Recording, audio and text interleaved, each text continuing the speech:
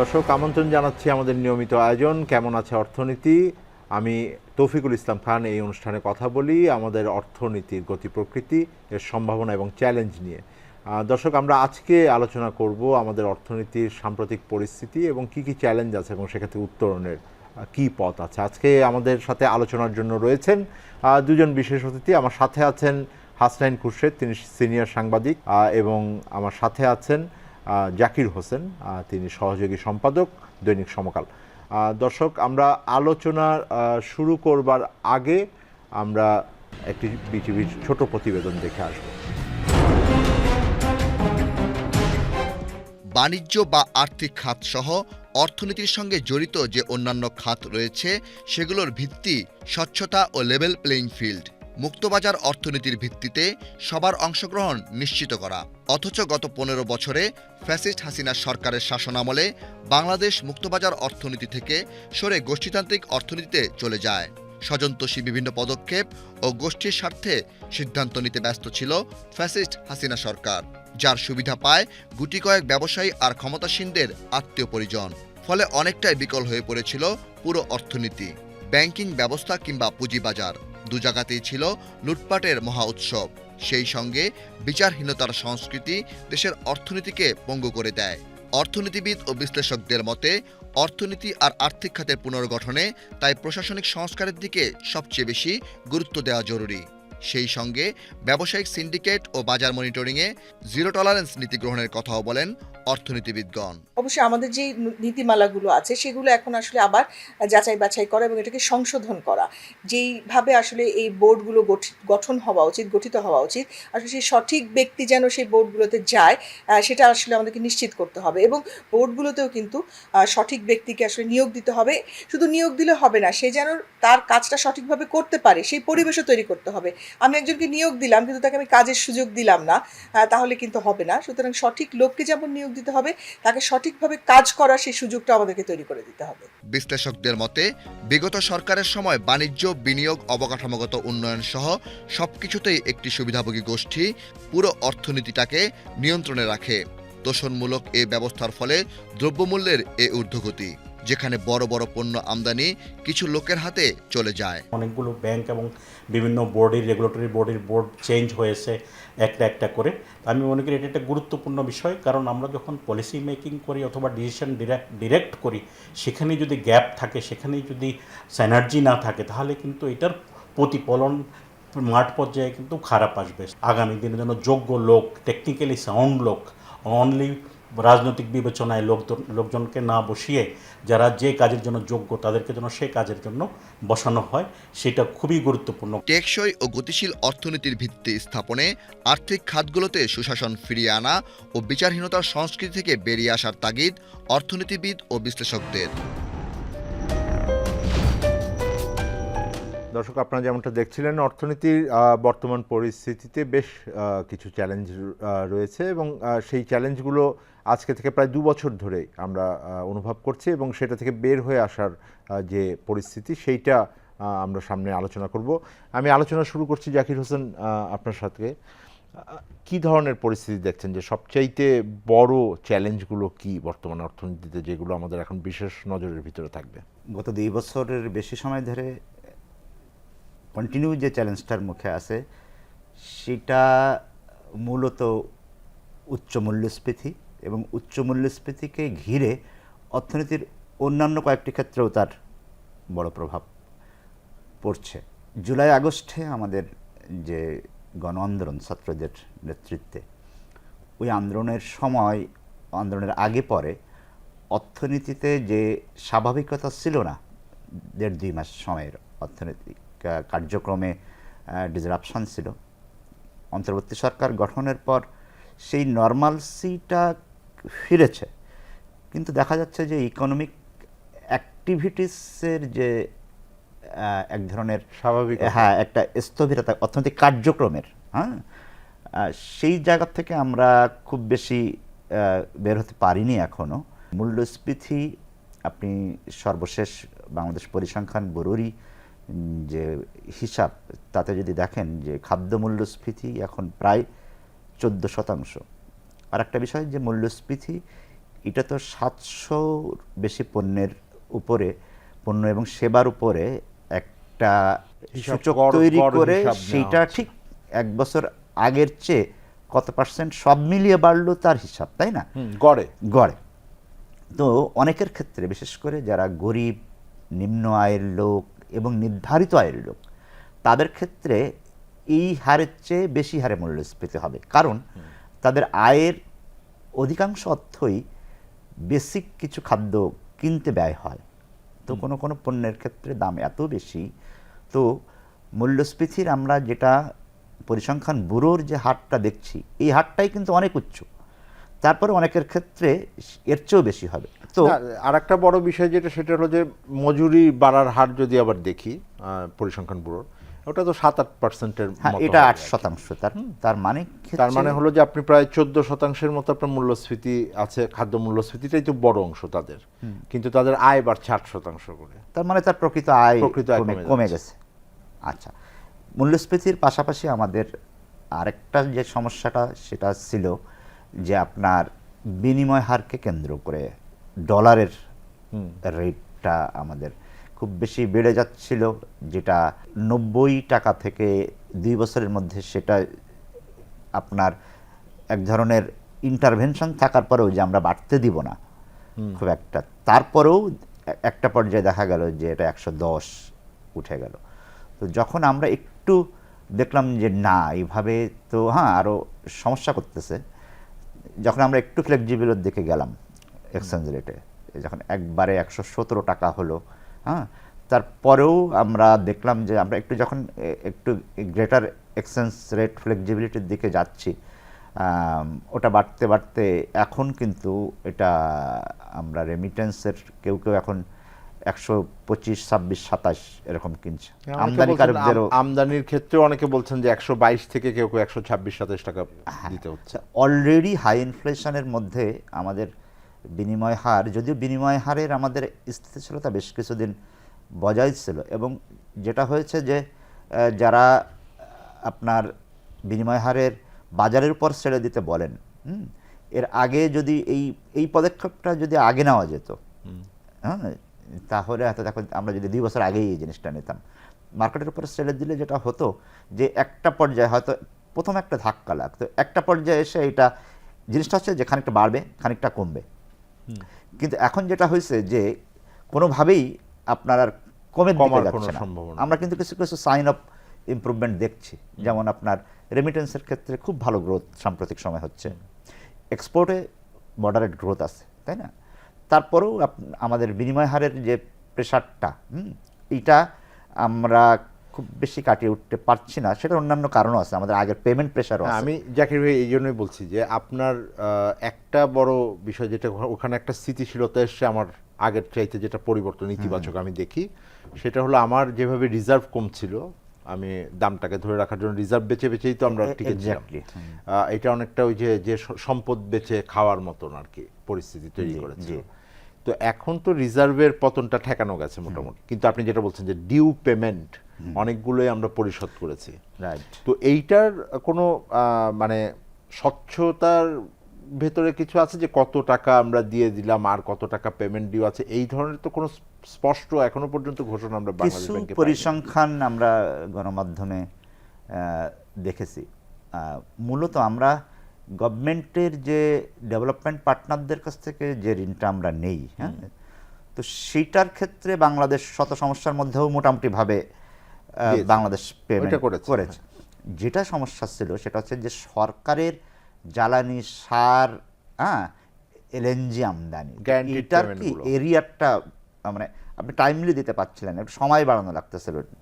তো ওই জায়গায় কোনো কোনো জায়গা থেকে আমাদের যেটা হচ্ছে যে আমাদের যে সমস্ত ব্যাংক, বিদেশি ব্যাংক, যারা আমাদেরকে এক ধরনের গ্যারান্টি দেয় যে হ্যাঁ আমাদের সাথে এলসি খুলো, তারপরে তাদের ক্রেডিট লিমিট, এইসব জায়গায় একটু সমস্যা হচ্ছিল, তারা কমাই দিচ্ছিল, কারণ বাংলাদেশ একটু পেমেন্টের ক্ষেত্রে এইসব জায়গায়। তো এই ধরনের কিছু পেমেন্ট যেটা না দিলে আমরা খুবই চাপে পড়তেছিলাম, বিশেষ করে এক্সটার্নাল ট্রেডের ক্ষেত্রে, সেই জায়গায় বাংলাদেশ ব্যাংক উদ্যোগ নিয়ে কিছু পেমেন্ট করেছে। আরেকটা জিনিস হচ্ছে যে বাংলাদেশ ব্যাংক আগে রিজার্ভ থেকে সরকারের জরুরি, অন্তত সরকারের জরুরি আমদানির জন্য রাষ্ট্রায়ত্ত ব্যাংকগুলোর কাছে ডলার বিক্রি করতো, কিছুদিন আগেও সেটা করতো। তো বাংলাদেশ ব্যাংক ওই জিনিসটা এখন স্টপ করে আর তো দিয়েছে। নাই, আমার তো আর কোথা থেকে বিক্রি করবে, নাই জাকির ভাই। ওটা বাংলাদেশ ব্যাংক এখন বন্ধ করে ওইটাই দিয়েছে। আমি বললাম যে আমার রিজার্ভের পতনটা ঠেকানো গেছে, এটা একটা ইতিবাচক দিক। আর আমার মনে হয় যে আর একটা বড় চ্যালেঞ্জ, আপনি হয়তো বলতেন, আমি সময়ের জন্য কিছুটা যাবো আর কি। একটা বড় পরিস্থিতিতে ব্যাংকের পরিস্থিতি, আমরা এটা একটা আমরা আলোচনা করেছি, আমাদের অনুষ্ঠানেও আলোচনা করেছি যে ব্যাংকের পরিস্থিতির ভিতরে একটা এখন একটা আগে তো লুকিয়ে চুরিয়ে রাখতাম যা যেই, এখন এটা একটা স্বচ্ছতার ভিতরে আসছে। এইটা তো স্ট্যাটিস্টিক্স, সংখ্যা এবং ইসের ক্ষেত্রে জাকির ভাই বললেন আর কি। হাসান খুরশিদ, আপনার কাছে জানতে চাবো যে মানে আসলে যেটা আপনারা মাঠে দেখেন, জনগণ যেভাবে দেখেন, তারা কিভাবে দেখছেন অর্থনীতির পরিস্থিতি? একটা তো সংখ্যার দিক থেকে উনি বলছেন যে কিছু জায়গায় ইতিবাচক পরিবর্তন এসছে, ঠেকানো গেছে, হয়তো মূল্যস্ফীতি পারা যাচ্ছে না, আবার মূল্যস্ফীতি নিয়ে আলোচনা আছে যে এটাকে কমিয়ে দেখানো হতো আগে, এখন এটা মুক্তভাবে এটাকে দেখাচ্ছে। তো সার্বিকভাবে জনগণের দৃষ্টিভঙ্গি থেকে আপনারা কিভাবে দেখছেন? ডোমেস্টিক ইকোনমিতে কি আসলে সেই গতি সঞ্চার হচ্ছে? গত 2 বছর ধরেই যে স্থবিরতা হচ্ছিল সেটা আস্তে আস্তে আরও নেতিবাচক দিকে যাচ্ছে। আমরা দেখছি যে ইম্পোর্টের দিকে যদি আপনি খেয়াল করেন যে ক্যাপিটাল মেশিনারিজের ইম্পোর্ট কমে গেছে, ইন্টারমিডিয়ারি গুডসে কমে গেছে। তার মানে হচ্ছে নতুন বিনিয়োগ হচ্ছে না, বিনিয়োগে স্থবিরতা না, বরং বিনিয়োগের ক্ষেত্রে নেতিবাচক অবস্থা হচ্ছে। নেতিবাচক অবস্থা যখন হচ্ছে, কর্মসংস্থানের ক্ষেত্রে তার ইম্প্যাক্ট হচ্ছে, এবং কর্মসংস্থানের ক্ষেত্রে নতুন কাজের সংস্থান হচ্ছে না, নতুন চাকরির সংস্থান হচ্ছে না, এবং সেই ক্ষেত্রে যেটা হচ্ছে সেটা খুব ধীর গতিতে হচ্ছে, এবং সেটা মানুষকে হতাশ করছে। আমরা যদি দেখি যে এত বড় একটা পরিবর্তনের পরে আমরা আশা করেছিলাম যে একটা দুর্নীতিমুক্ত, স্বচ্ছ, সুন্দর ব্যবস্থা হবে। আসলে কি দুর্নীতি বন্ধ হয়েছে? এখনো কি মানুষ ঘুষ খাচ্ছে না?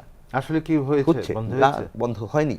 আমি আমার ব্যবসায়ী বন্ধুদের বা যাদের সাথে কথা হয়, তার প্রত্যেকেই বলছেন যে না, এখনো ঘুষ দিতে হচ্ছে। যে এখন কারা ঘুষ খায় সেটা আসলে দেখা উচিত, এখন কারা কমিশন খায় সেটা দেখা উচিত, এখনো কেন দুর্নীতি হচ্ছে এবং কারা করছে সেই বিষয়গুলো খুব সিরিয়াসলি দেখা উচিত। এখন কি টাকা পাচার বন্ধ হয়ে গেছে? এখন কি টাকা পাচার হচ্ছে না? সেই জায়গাগুলিতে আসলে খেয়াল করা উচিত। এবং সবচেয়ে বেশি যেটা জরুরি সেটা হচ্ছে সাধারণ মানুষের জীবনের জন্য জিনিসপত্রের দাম। যখন অন্তর্বর্তীকালীন সরকার দায়িত্ব নিলেন, তারপর পর 3-4টি পর্যায়ে বন্যা হলো বিভিন্ন বাংলাদেশের বিভিন্ন জায়গায়, এবং ফসলের একটা ক্ষতি ছিল, ফলে যোগানের দিক থেকেও কিছুটা চাপের ভিতরে ছিল। আপনি যেটা জাকির হোসেন বলছিলেন যে বাংলাদেশি মুদ্রার বিনিময় হারের ক্ষেত্রে একটা চাপ ছিল, এখন ওই জায়গাটাতে একটু আসছে। সবাই আমরা বলছিলাম যে শীতকালীন সময়ে আসলে, ফসল আসলে, আমন ধান আসলে, সবজি আসলে হয়তো একটু কমে আসবে। আপনারা কি ওইটা সেটা মানুষ ফিল করছে না, সেটা আমরা ফিল করছি না। কারণ বাজারে কি জিনিসপত্রের দাম কমছে না, কিন্তু চালের দামও কমেনি এবং কোনো পণ্যের দামই কমেনি, বরং পণ্যের দাম, যেগুলো নিত্য প্রয়োজনীয় পণ্য, তাদের দাম বরং বাড়ছে। অনেক ক্ষেত্রে ঘাটতি দেখা যাচ্ছে। আমরা ভোজ্য তেল নিয়ে বড় ধরনের সংকট দেখেছি, বাজার থেকে হঠাৎ করে বোতলজাত তেল উধাও। কেন উধাও হয়ে যাবে? না, একটা বড় কারণ কি এটা হতে পারে যে আপনার যে ব্যবসায়ীরা আগে একটা, তো আমরা বলছিলাম সিন্ডিকেটের কথা এসছে, এগুলো এখন স্পষ্টভাবে আমরা জানি যে একটা গোষ্ঠী স্বার্থ কাজ করেছে, বড় বড় বেশ কিছু কোম্পানি তারা নিজেদের স্বার্থে এটাকে ব্যবহার করেছেন। তাদের বিরুদ্ধে যেহেতু এখন ব্যবস্থা নেওয়া হচ্ছে, তাদের ব্যবসার অংশটা ঠিকমতো ফাংশন করতে পারছে না, এটা একটা চাপের বিষয় কিনা আর কি, সেটা একটা চিন্তার জায়গা। নিঃসন্দেহে যে বড় ইম্পোর্টার যারা ছিল, বড় যে গ্রুপগুলো যারা স্পেশালি ফুড সেক্টরে, আমরা জানতাম যে 5-6টা গ্রুপ খুব বড় ধরনের ইম্পোর্টার, এবং তারাই বাজারে সরবরাহ করে, বড় একটা অংশ তারা বড় সরবরাহকারী। কিন্তু সেই জায়গায় ঘাটতি হচ্ছে তাদের, যেহেতু তাদের প্রোডাকশন আগের মতন না, তাদের মধ্যে এক ধরনের স্থবিরতা আছে, বাজারে সেটার ইম্প্যাক্ট হবে, সেটা খুব স্বাভাবিক। কিন্তু সেই ইম্প্যাক্টটা যাতে না হয়, বা সেটাকে কীভাবে কাভার আপ করবে, সেটার জন্য সরকারের দিক থেকে যে উদ্যোগ থাকা দরকার ছিল, সেটা কিন্তু আমরা দেখছি না। আমরা বাণিজ্য উপদেষ্টার পদে পরিবর্তন দেখেছি, কিন্তু জিনিসপত্রের দামের ক্ষেত্রে যে ইতিবাচক পরিবর্তন আমরা এখনও দেখছি না। এবং আমরা আগেও বারবার বলছি যে এই অবস্থা যদি চেঞ্জ করতে হয়, বিজনেস কমিউনিটির সাথে সরকারের অনেক বেশি ইন্টারাকশন দরকার। সেই ইন্টারাকশন আমরা কোথাও দেখছি না। দর্শক, আমরা আলোচনায় এখন একটা বিরতিতে যাচ্ছি। আমরা যেটা মানে স্পষ্টতেই বুঝছি যে আমাদের অর্থনীতির যে বড় চ্যালেঞ্জগুলো, এগুলো এখনও রয়ে গেছে, কিছু কিছু জায়গায় হয়তো উন্নতি এসছে, কিন্তু সবচাইতে বড় গুরুত্বপূর্ণ যে বিষয়টা সাধারণ মানুষকে সরাসরি আমাদেরকে চিন্তায় ফেলে, সেটা হলো মূল্যস্ফীতি। সেই জায়গাটায় চিন্তা বড় করে আসছে। আমরা আলোচনা অব্যাহত রাখবো, একটা বিরতি নিচ্ছি, ফিরে আসবো কিছুক্ষণের ভিতরে।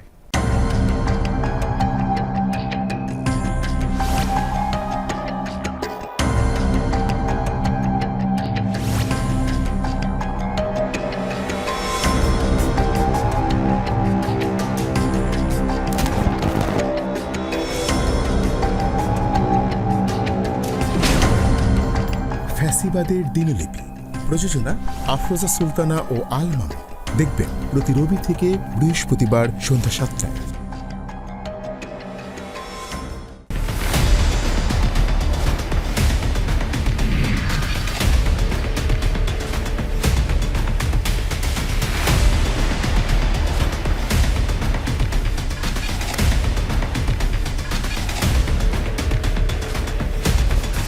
নিপীড়নের গল্প, প্রযোজনা মোহাম্মদ হাসান রিয়াদ ও গোলাম মোর্শেদ।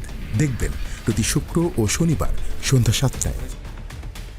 দর্শক, আমন্ত্রণ জানাচ্ছি আবার আমাদের নিয়মিত আয়োজন কেমন আছে অর্থনীতি। আমরা আলোচনা করছিলাম অর্থনীতির সাম্প্রতিক পরিস্থিতি নিয়ে। আমার সাথে আলোচনায় যুক্ত ছিলেন হাসনাইন খুরশেদ, সিনিয়র সাংবাদিক, এবং আমার সাথে আলোচনায় আছেন জাকির হোসেন, তিনি সহযোগী সম্পাদক সমকাল।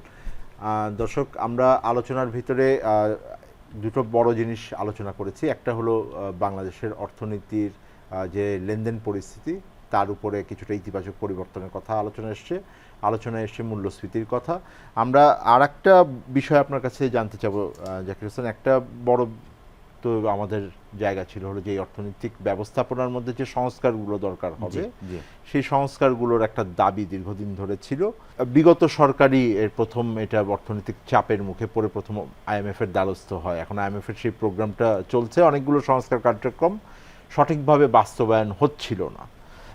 অন্তর্বর্তীকালীন সরকার আসার পরে সেই জায়গাটাতে তারা কমিটমেন্ট করেছেন যে এই পদক্ষেপগুলো তারা নেবেন, এবং সম্প্রতি IMF এর একটি দল ঘুরে গিয়েছেন, তারা কিছু অর্থনৈতিক পরিস্থিতির উপরে তাদের অবজারভেশন দিয়েছেন। সেই জায়গা থেকে আপনার দৃষ্টিভঙ্গি থেকে সেগুলোকে কেমনভাবে দেখছেন? IMF এর যে অবজারভেশন, সেইটার যদি আপনি দেখেন যে এক হচ্ছে যে তাদের প্রোগ্রাম তারা কিভাবে এগোতে চায়। বাংলাদেশ জাস্ট ক্রাইসিস মোকাবেলায় আরও $1 বিলিয়ন মতো IMF এর কাছে চেয়েছিল, তারা $750 মিলিয়ন মোটামুটিভাবে সম্মত।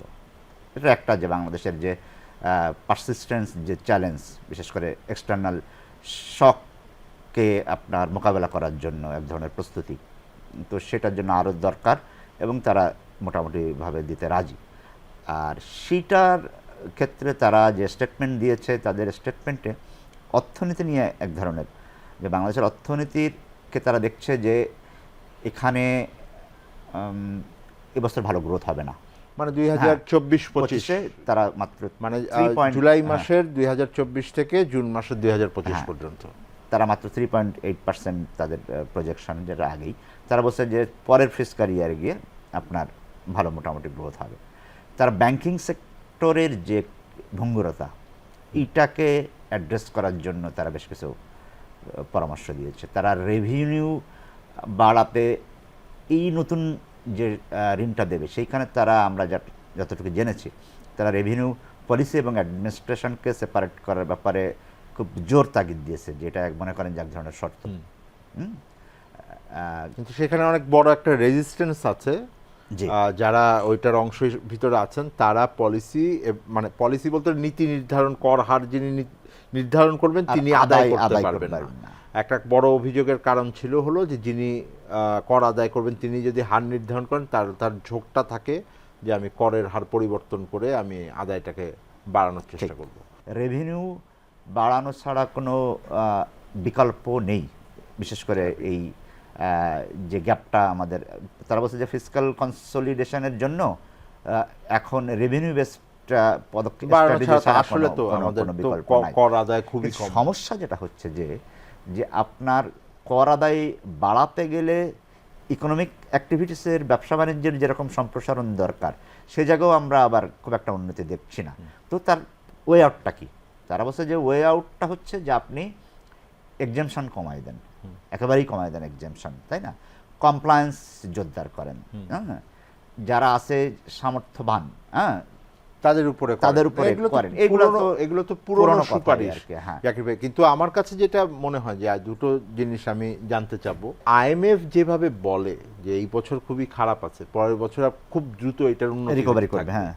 আপনার মনে হয় যে খুব দ্রুত এটা উন্নতি করা যাবে? ইকোনমি নির্ভর করবে অনেক কিছুর উপর। অবশ্য যদিও তারা বলতেছে যে বাংলাদেশের ইকোনমি এই মুহূর্তে হাইলি আনসার্টেন এবং ডাউনসাইড রিস্কটাই হচ্ছে বেশি, তারা বলছে। আসলে হয় কি যে আপনি তো জানেন, আপনি ইকোনমিস্ট, যে এ ধরনের প্রজেকশন আপনার পরিস্থিতির কারণে অনেক সময় চেঞ্জ হয়ে যেতে পারে, তাই না? তো আমার যেটা মনে হয় ইলেকশন একটা ফ্যাক্টর, তাই না? রাজনীতি অর্থনীতির সাথে এখন কিন্তু খুবই অঙ্গাঙ্গিভাবে একটা অবশ্যই জড়িত, তাই না? সবসময় জড়িত, সবসময় থাকে, তার আজকে বলে কোনো কথা না। বিশেষ করে এই ইনফ্লেশন, এক্সচেঞ্জ রেট, এইসব জায়গার উন্নতি হলে এবং ইনভেস্টমেন্টের জায়গায় যদি আমরা একটু কিছু দেখি, যে তাহলে সামনের অর্থ বছর আমি মনে করি যে এই অর্থ বছরের চেয়ে আরেকটু গ্রো করবে। না, সেটা আমরাও আশা করি হাসান হোসেন। মানে এই বছরটায় তো প্রথম 3 মাস তো খুবই আমার মনে হয় যে মানে উথাল পাথালের ভিতর দিয়ে গেছে, হয়তো নেগেটিভ গ্রোথ হয়েছে, তারপরে আপনার এটাও হতে পারে। তো কিন্তু জেনারেলি আমি যেটা বোঝার চেষ্টা করছিলাম যে আগামী অর্থ বছরে যদি এটা আমি মনে করি যে একটু কষ্ট হবে জুন পর্যন্ত। তারপর বিশেষ করে বাংলাদেশ ব্যাংকের গভর্নর বলেছেন যে আগামী অর্থ বছরে এটা মূল্যস্ফীতি প্রায় অর্ধেকের মতন হয়ে যাবে। এখন যেরকম পরিস্থিতি স্বাভাবিক, যে এরকম একটা মূল্যস্ফীতি আমরা চিন্তা করি কাছাকাছি তার জায়গায় যাবে। আপনি কি কি জিনিস মনে করেন যে ওইটা করতে হলে আসলে কোন কোন জিনিস আসলে হওয়া কথা আর কি? গত স্পেশালি জুলাই, আগস্ট, সেপ্টেম্বর এই সময়টাতে এত অস্থিরতা ছিল যে বিনিয়োগ সব ক্ষেত্রেই এক ধরনের নেতিবাচক, অর্থনীতির ক্ষেত্রে এক ধরনের নেতিবাচক অবস্থা থাকাটা স্বাভাবিক ছিল।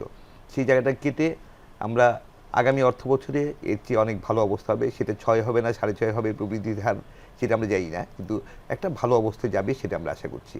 কিন্তু সেটা যাওয়ার জন্যে সবচেয়ে আগে দরকার হচ্ছে রাজনৈতিক স্থিতিশীলতা এবং ফিউচার পলিসি কি হবে, ফিউচার বাংলাদেশের মানে সামনের দিনগুলো রাজনৈতিক পরিস্থিতি কি হবে সেটা খুব স্পষ্ট হওয়া উচিত।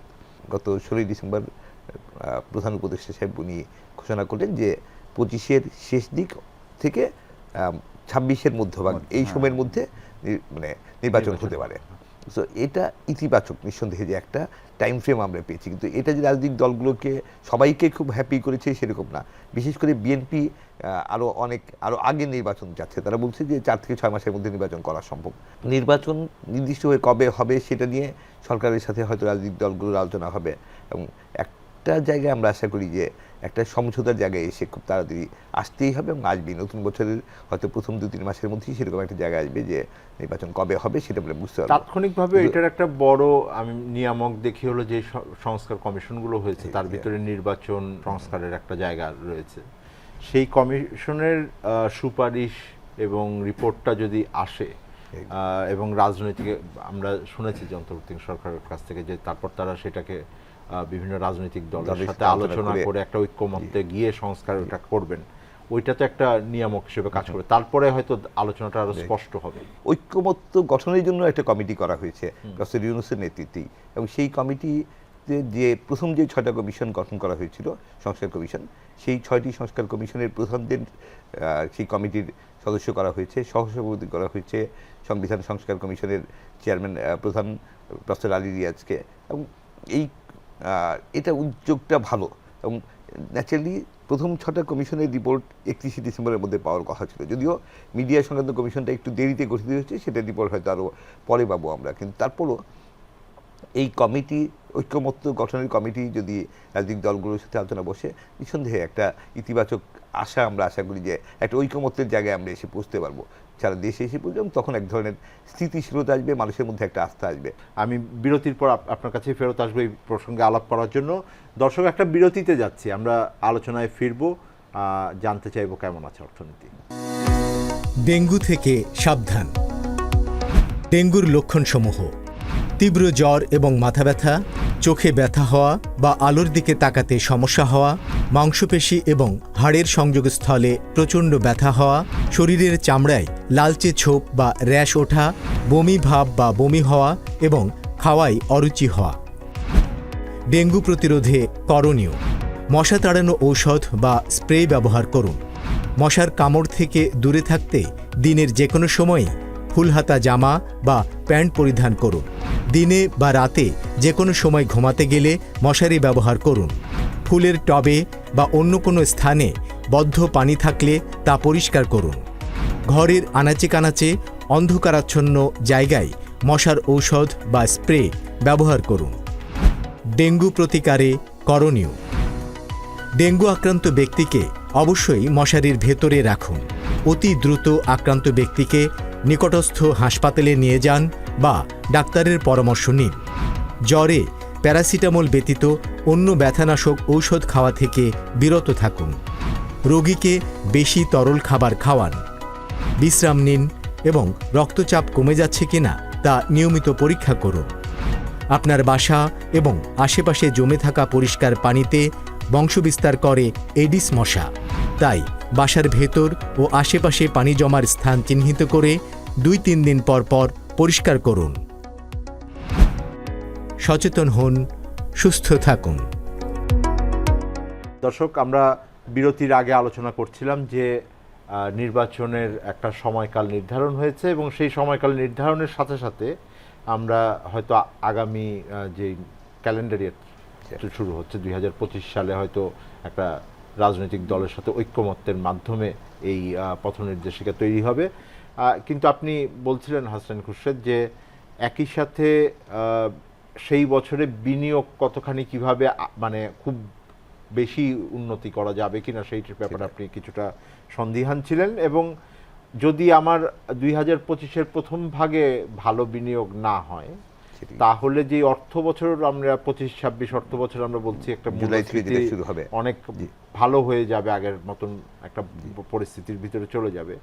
রাজনৈতিক স্থিতিশীলতা যদি আসে, যদি নির্বাচিত সরকারের দিকে আমরা এগুতে থাকি, তখন ব্যবসায়ীরা এক ধরনের আস্থা পায় এবং তখন ব্যবসায়ীরা বিনিয়োগের উদ্যোগগুলো অন্তত নেবেন, বিনিয়োগ পরিকল্পনাগুলো।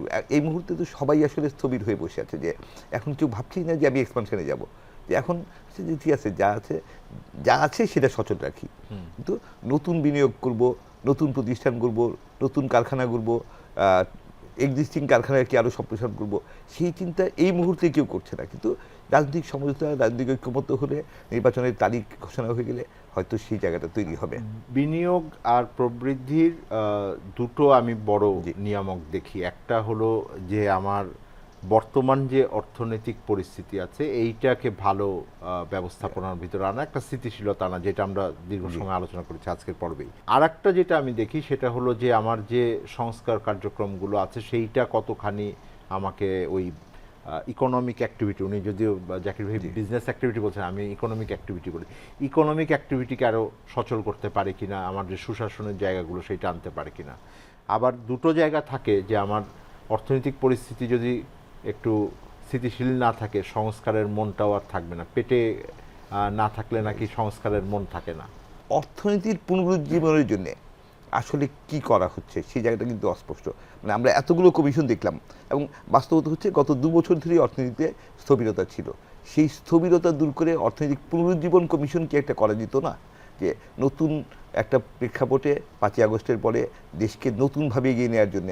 এবং আমরা যখন মিডল ইনকাম গ্রুপের দিকে যাচ্ছি, মিডল ইনকাম কান্ট্রিতে কনভার্ট করার একটা কনভার্সনের একটা প্রক্রিয়ার আমাদের সামনে আছে, সেই সময়ে আমরা অর্থনীতিকে নতুন করে কীভাবে গড়ে তুলব, কীভাবে পুনরুজ্জীবিত করে তুলব, কীভাবে দেশের ভেতর থেকে বিনিয়োগ হবে, বিদেশি বিনিয়োগ আমরা কীভাবে আকর্ষণ করব, সেই সব জায়গায় কিন্তু মানে আসলে কোনো উদ্যোগ আমরা দেখছি না। আমরা বারবার বলছি যে ছাত্র জনতার অভ্যুত্থানের যে ভেতর দিয়ে এত বড় পরিবর্তন, সেই পরিবর্তনের মূল কেন্দ্র কিন্তু চাকরির কোটা, চাকরি কর্মসংস্থান এবং বৈষম্য। আমি দুটো শব্দ আপনার কাছ থেকে নিয়ে আসি। বৈষম্য দূর করা এবং কর্মসংস্থান সৃষ্টি করা।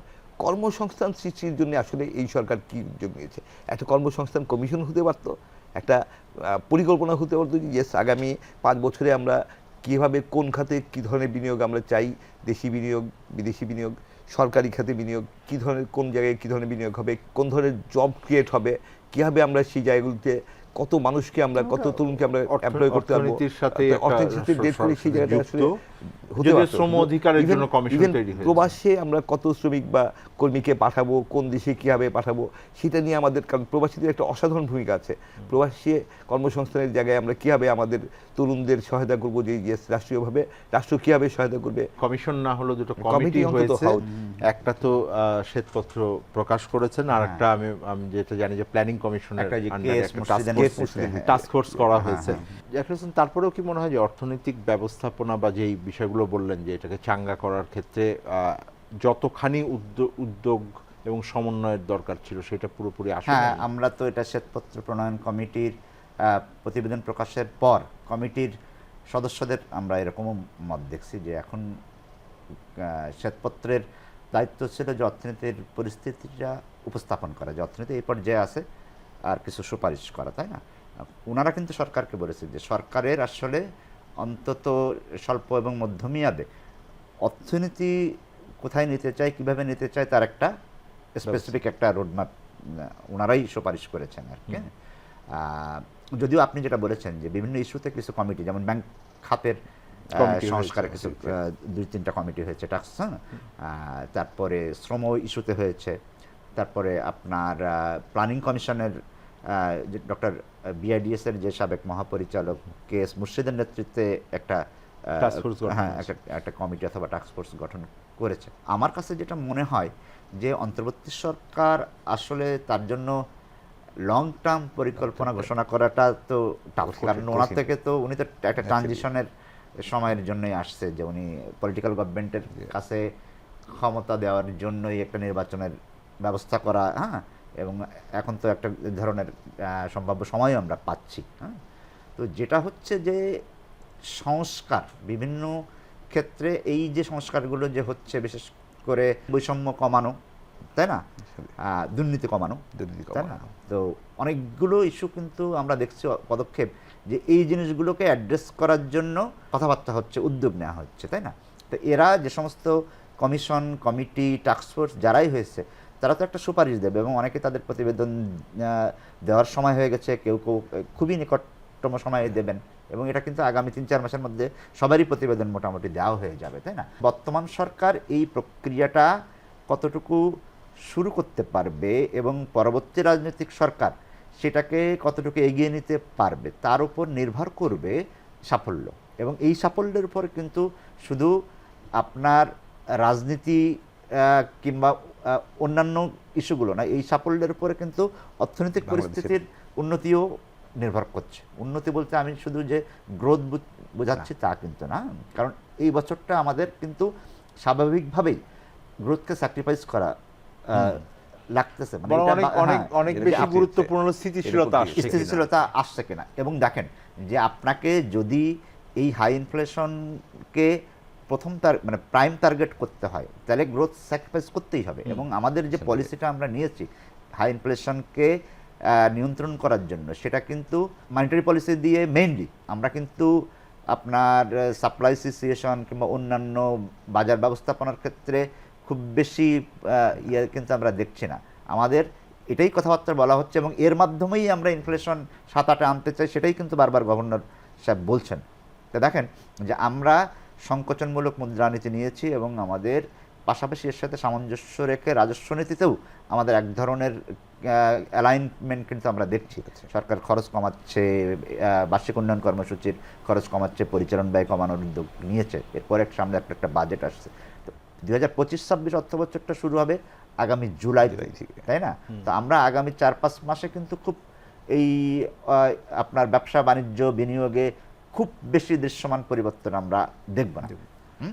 তারপর দেখা যাক যে নতুন অর্থ বছর, এবং আমি মনে করি যে মূলত একটা নির্বাচনের জন্য একটা ভালো পরিবেশ, এবং নির্বাচন হয়ে গেলে দেন আমরা ইকোনমির এখনকার যে একটু একটা সাবডিউড অবস্থা, যে একটু ডিমান্ড কম, সব কিছু, যে ইনফ্লেশনই আমাদের টার্গেট, ইনফ্লেশনটা কমলে এবং ওই ধরনের পরিস্থিতি তৈরি হলে তখন আমরা আপনার গ্রোথের দিকে সহজ হবে, গ্রোথের দিকে আমাদের অর্থনীতি। আমার আলোচনার একেবারেই সময় শেষ। আপনাদের দুজনকেই ধন্যবাদ। দর্শক, আলোচনায় যেটা বড়ভাবে আমাদের বের হয়ে আসলো সেটা হলো যে অর্থনৈতিক পরিস্থিতির নিঃসন্দেহে কিছু কিছু পদক্ষেপ খুবই স্পষ্টভাবে দ্রুততার সাথে সরকারের বিভিন্ন অংশ নিয়েছেন, এবং সেক্ষেত্রে আমাদের অর্থনৈতিক পরিস্থিতির যে একটা ভঙ্গুর অবস্থায় অন্তর্বর্তীকালীন সরকার দায়িত্ব নিয়েছিলেন, সেটার সাথে তাদের যুঝতে নিঃসন্দেহে তাদের কষ্ট হচ্ছে, এতে কোনো সন্দেহ নাই।